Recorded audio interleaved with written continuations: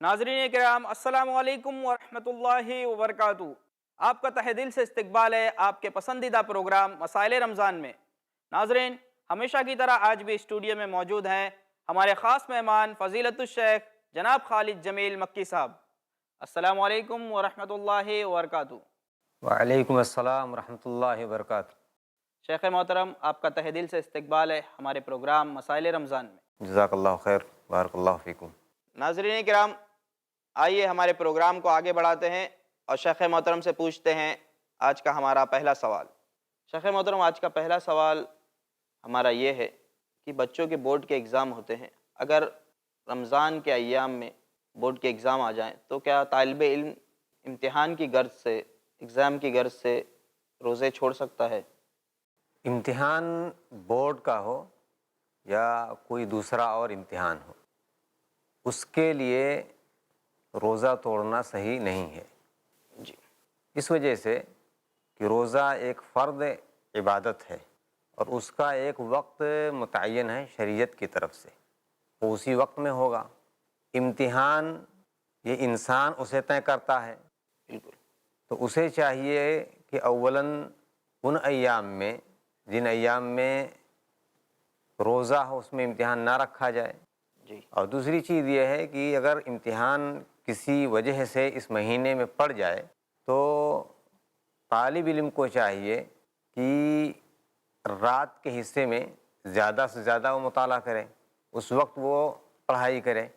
और आम अय्याम में भी यकीनन और तकरीबन यही होता ही है कि लोग दिन में पढ़ते हैं और रात में आराम करते हैं या देर रात गए तक मुताला करते हैं, तो इंशाअल्लाह कोई हरज की बात नहीं है। तो अपना जो मामूल है उस मामूल के मुताबिक वो अपना इम्तिहान की तैयारी करें, लेकिन रमज़ान के रोज़े तोड़ करके इम्तिहान की तैयारी करने के लिए शरीयत उसकी इजाज़त नहीं देती। जज़ाकुमुल्लाह खैर शेख मोहतरम, बहुत बहुत शुक्रिया। नाज़रीन किराम, देखा आपने, शेख मोहतरम ने बताया रोज़ा भी आपका एक एग्ज़ाम है, हमारे आखरत का एग्ज़ाम है। तो दुनिया के एग्ज़ाम के लिए आप आखरत के एग्ज़ाम को छोड़ नहीं सकते हैं, तो आपको रोज़े को छोड़ने की ज़रूरत नहीं है। आप दुनिया के एग्ज़ाम को भी दीजिए और आखरत का एग्ज़ाम हमारे लिए सबसे अहम है। इसके लिए पहले आखरत का एग्ज़ाम, उसके बाद दुनिया का एग्ज़ाम। आइए शेख मोहतरम से जानते हैं हमारे दूसरे सवाल का जवाब। शेख मोहतरम, हमारा अगला सवाल आपसे ये है कि एक शख्स है जो शराब का काफ़ी आदी है, रमज़ान के दिनों में भी रात में शराब पीता है, तो ऐसे शख्स के बारे में, उसके दिन के रोज़े के बारे में क्या हुक्म है? अगर वो शराबी दिन के औक़ात में शराब नहीं पीता, जी उसका रोज़ा सही होगा। अलबत्ता उसका जो अमल है वो अमल शरीयत की निगाह में नापसंदीदा है और एक ऐसे चीज़ को वो इस्तेमाल कर रहा है जिसको अल्लाह तबारक व तआला ने हराम करार दिया है। इन्नमल खमरु वल मैसिरु वल अंसाबु वल अज़लामु रिज्सुम मिन अमलिश शैतान फज्तनिबूह। जी तो कुरान में अल्लाह तबारक व तआला ने शराब को हराम करार दिया है और उससे इज्तनाब करने की बात कही गई है और ये कहा गया है कि ये शैतानी अमल है, जी हमें उससे दूर रहना चाहिए। रोज़ा एक इबादत है, उस रोज़े के महीने में यहाँ एक बात ये भी बताना चाहूँगा कि बहुत से लोग समझते हैं कि दिन के अय्याम में बुराइयों से बचे रहें और रात में तो खाने पीने और हर चीज़ की आज़ादी है, तो और भी चीज़ों की आज़ादी है, जी हाँ, उससे बिल्कुल। करते हैं। ऐसा भी कुछ लोगों का गुमान है, ऐसा समझते हैं। तो उन्हें समझ लेना चाहिए कि माह रमज़ान या रोज़ा मुकम्मल इबादत है, यानी 24 घंटे की एक इबादत है। बस उसमें कुछ वक्फ़े के लिए खाने पीने और ख्वाहिशात की तकमील की इजाज़त है। कुछ वक्फ़े में इस्लाम ने पाबंदी लगा दी है। जी तो रोज़ा दिन और रात के हिस्सों को मिला कर के है। अब कोई बंदा दिन में रोज़ा रखे और रात में वो चीज़ें जो हराम हैं इस्लाम में, आम अय्याम में भी हराम है, उन चीज़ों का अगर इस्तेमाल करता है, जैसे शराबी शराब पीता है, उसका रसिया है, तो उस आदमी गुनहगार होगा। उससे बचने की ज़रूरत है और हराम चीज़ इस्तेमाल करके उस हालत में अगर वो रोज़ा रहा तो मुमकिन है अल्लाह तबारक व तआला उसके रोज़े को भी कबूल ना फरमाए। जज़ाकुमुल्लाह खैर। हराम चीज़ की बात आई है तो यहाँ पर मेरे जहन में एक सवाल और पैदा हो रहा है कि कुछ लोग हैं जो सिगरेट पीते हैं और वो सिगरेट के इस तरह आदी हैं کہ وہ روزہ تو رکھنا چاہتے ہیں لیکن کچھ ایسے اشکالات نکالتے ہیں لوگ کہ ہم دھوئیں کو اندر نہیں لیتے ہیں گلے میں اور اوپر سے ہی چھوڑ دیتے ہیں، اور گلے کے اندر جائے تو روزہ ٹوٹتا ہے، اور اس طرح کی کچھ لوگ باتیں کرتے ہیں، تو ایسے لوگوں کے لیے کیا حکم؟ سگریٹ یہ بھی حرام چیزوں کی قبیل سے ہے۔ اسلام نے ہر حرام چیز کو جو اس نوعیت کی ہیں ان میں اسکار اگر پایا جاتا ہے تو اسے حرام قرار دیا ہے۔ اللہ کے نبی صلی اللہ علیہ وسلم کی حدیث ہے کہ کل مسکرین حرام، ہر وہ چیز جو اسکار لائے، نشہ لائے۔ جی ہاں، نشہ لائے، جی وہ چیز حرام ہے۔ سگریٹ کا بھی تعلق انہی اشیاء سے ہے، چاہے وہ بیڑی ہو، چاہے سگریٹ ہو، چاہے تمباکو ہو، یا اس موجودہ زمانے کے اندر مختلف چیزیں اس وقت پائی جاتی ہیں، یہ تمام چیزیں اسلام نے انہی اسکار کے زمرے میں شمار ہونے کی وجہ سے حرام کا حکم اس پر عائد ہوتا ہے۔ جی تو سگریٹ بھی ہمیں نہیں پینا چاہیے۔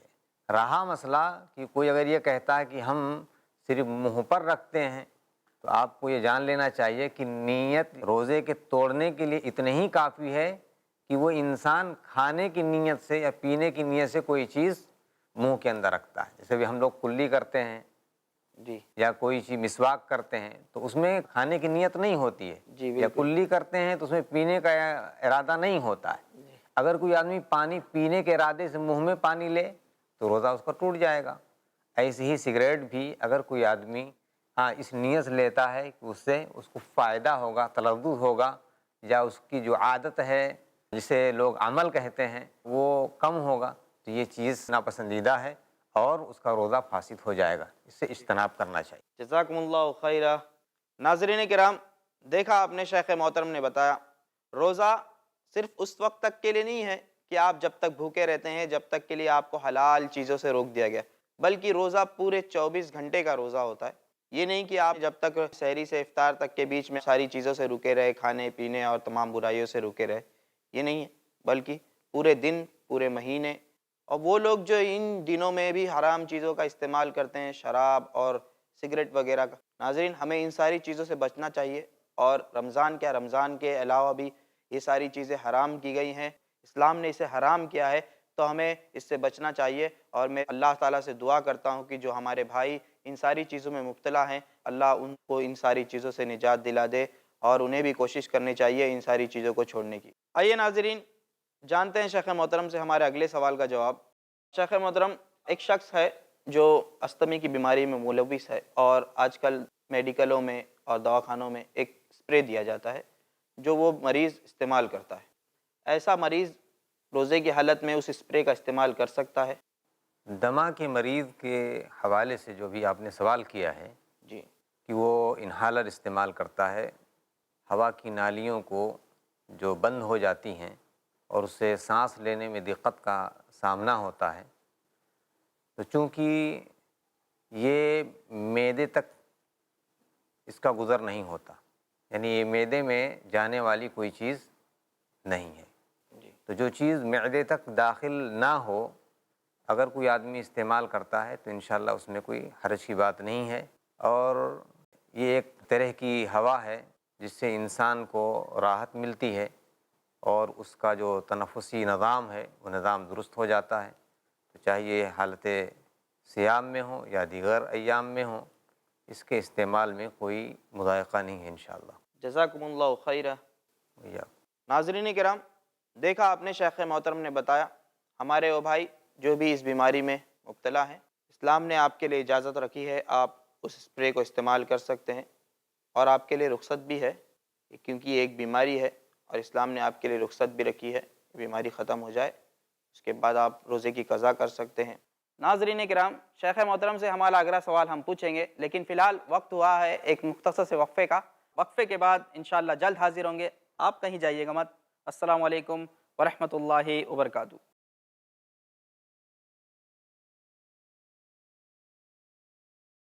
السلام علیکم ورحمۃ اللہ وبرکاتہ۔ ناظرین کرام، وعدے کے مطابق وقفے کے بعد پھر حاضر ہوں پروگرام مسائل رمضان لے کر۔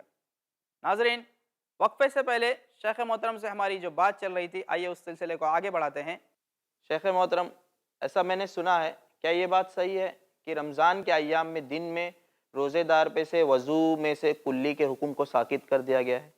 آپ نے ابھی جو سوال کیا ہے رمضان کے مہینے میں کلی کرنا جی حالت صوم میں، روزے کی حالت میں، تو اولاً تو آپ یہ جان لیں کہ کلی یہ وضو کا ایک حصہ ہے، اور میری نگاہ میں کوئی ایسی حدیث یا کوئی کسی کا ایسا قول ہمارے اسلاف میں سے مجھے نہیں معلوم ہے کہ جنہوں نے یہ کہا ہو کہ رمضان کے مہینے میں کلی کرنا اس کا جو حکم ہے وہ اٹھا لیا جاتا ہے۔ جی تو جو چیز وضو کا ایک حصہ ہو اسے رمضان کے مہینے میں اٹھا لیا جائے اور کلی کرنا عبادت ہو تو ایسا سمجھ سے بالاتر ہے، اس لیے میرے خیال سے یہ کسی کا شبہ ہو سکتا ہے، یہ کوئی شرعی حکم نہیں ہے یہ۔ جی جزاکم اللہ خیرہ۔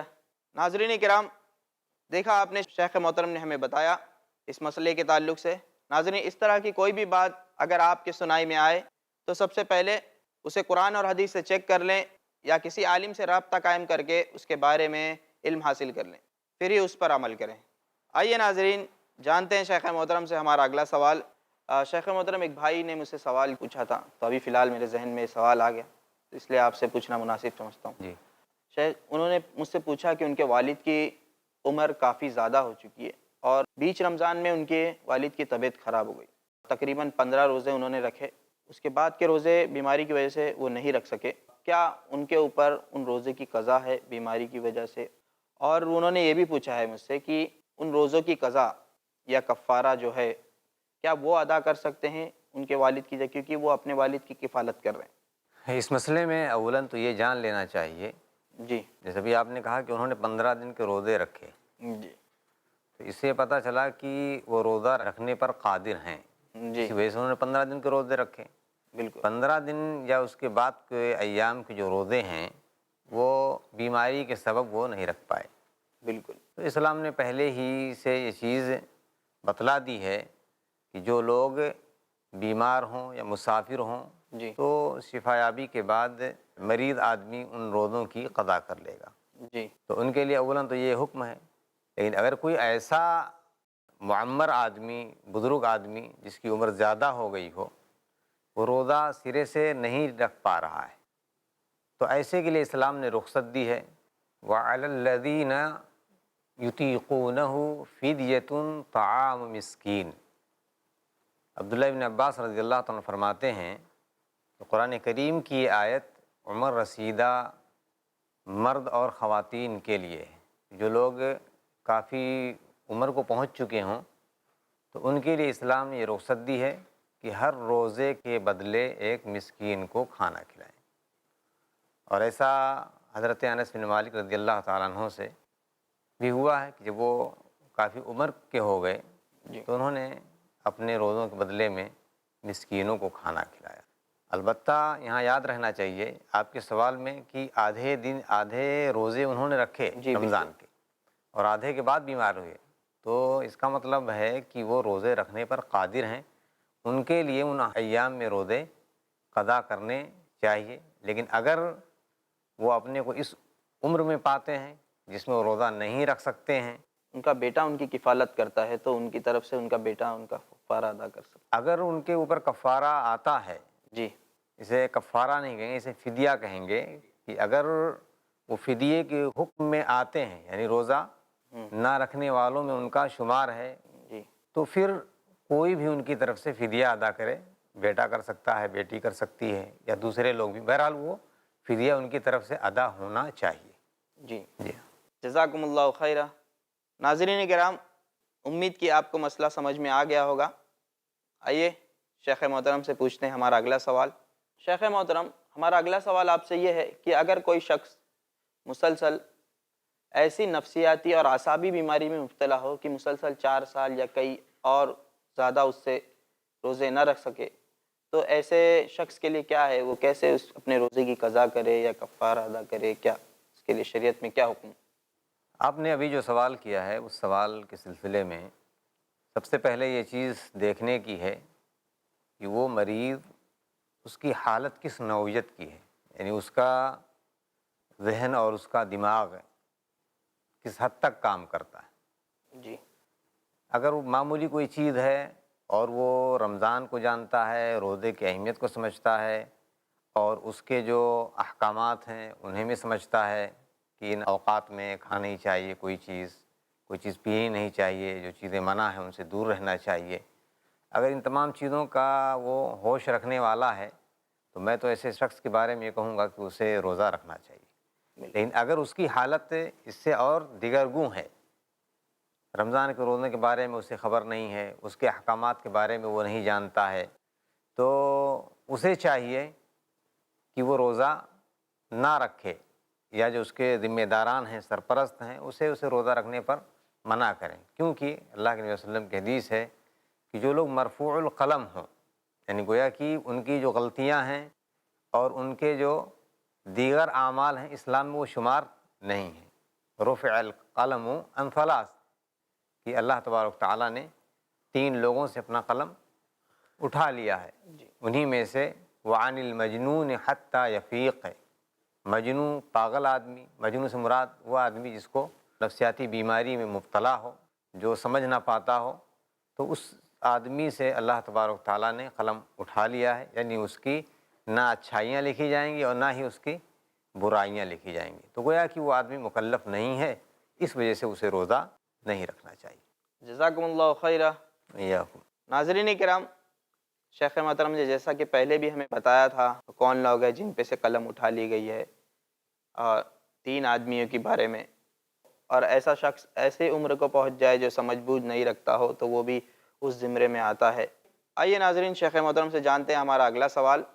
شیخ، ہمارا اگلا سوال آپ سے یہ ہے کہ اگر کوئی شخص پہلے یا دوسرے روزے سے وہ بیمار ہو گیا جی۔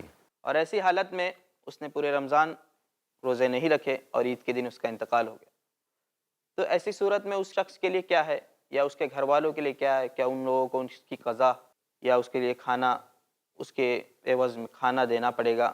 کیا حکم ہے شریعت میں اس کا؟ رمضان کے پہلے اور دوسرے روزے اس نے رکھے جی اور پھر اس کے بعد وہ بیمار پڑ گیا، تو پہلے دوسرے روزے رکھنے کی وجہ سے اسے روزہ رکھنے پر قادر مانا گیا، بالکل، اسے قدرت تھی تبھی رکھا، جی لیکن اس کے بعد وہ بیمار پڑ گیا تو وہ مریض کے حکم میں آ گیا، اور اللہ تبارک تعالیٰ نے فرمایا ہے وَمَنْ كَانَ مَرِيضًا أَوْ عَلَى سَفَرٍ فَعِدَّةٌ مِّنْ أَيَّامٍ أُخَرَ، کہ جو مریض ہو یا مسافر ہو تو دوسرے ایام میں ان کی وہ قضا کرے گا۔ ابھی بیچارہ بیماری کی وجہ سے اسے یہ حق حاصل تھا، یہ سہولت اسے تھی کہ وہ اسے رمضان کے بعد وہ قضا کرتا، جی لیکن رمضان ختم ہوتے ہی اس کا انتقال ہو گیا، اس کے قضا کا اسے موقع ہی نہیں، بالکل، تو ایسے آدمی کے سلسلے میں شریعت کا یہ حکم ہے کہ چونکہ اسے موقع نہیں ملا، اس وجہ سے اب اسے قضا اس کے اوپر عائد نہیں ہوتا تھا، تو اس کے ورثہ پر بھی وہ قضا عائد نہیں ہے، اور نہ ہی اس کی طرف سے کسی مسکین کو کھانا کھلانے کی بات ہے، جی تو ان تمام احکام سے جو ہے وہ بری ہے، اور اللہ تبارک تعالیٰ اس کے عذر کے پیش نظر اس کے جو روزے ہیں، جتنے روزے اس نے رکھے ہیں اس کا ثواب اسے ملے گا، اور جو روزے اس سے چھوٹ گئے ہیں اللہ تبارک تعالیٰ اس کی بیماری کی وجہ سے اسے معاف کر دیں گے۔ جزاکم اللہ خیر۔ شیخ محترم بہت بہت شکریہ آپ کا۔ بارک اللہ فیکم۔ ناظرین کرام، سنا آپ نے شیخ محترم سے ان سارے مسائل کا حل۔ اب وقت ہوا ہے آپ سے وداع لینے کا، انشاءاللہ اگلی نشست میں پھر حاضر ہوں گے کچھ اور نئے مسائل کے ساتھ۔ جب تک کے لیے دیجیے مجھے اجازت، اور رکھیے اپنا خیال، دیکھتے رہیے ہمارا یہ خاص پروگرام مسائل رمضان۔ السلام علیکم ورحمۃ اللہ وبرکاتہ۔